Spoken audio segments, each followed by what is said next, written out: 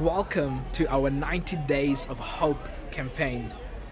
My name is Greg and I'm connecting with you all the way from the beautiful city of Cape Town here in South Africa, and we are currently in the suburb of Stellenbosch, where there is a group of young people gathering tonight for a worship service where we are hoping to see hope being released through the sound of worship.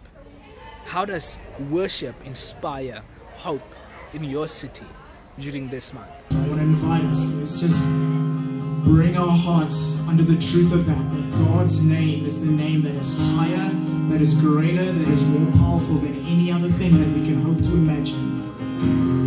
So let's sing your name. Because your name is a light that the shadows can't deny. Your name cannot be overcome.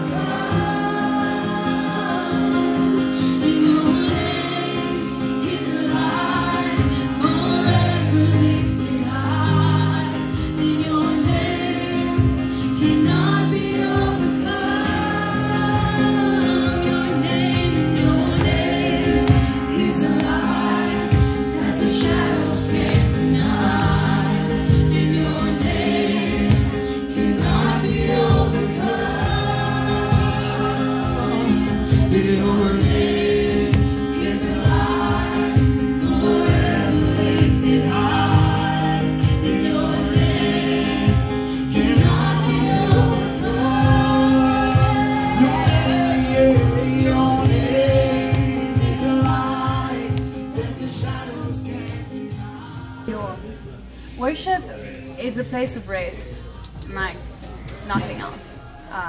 It's a place where I can just come and be still, and I can put everything down that I don't like, that I'm unable to carry anymore. So it gives me a chance just to like breathe properly. On my side, I think worship is the only place where there's no pressure to be anyone else but yourself. I've often experienced when in worship, that's the time I'm most to myself. So if ever you wanted any proof, we're created to worship.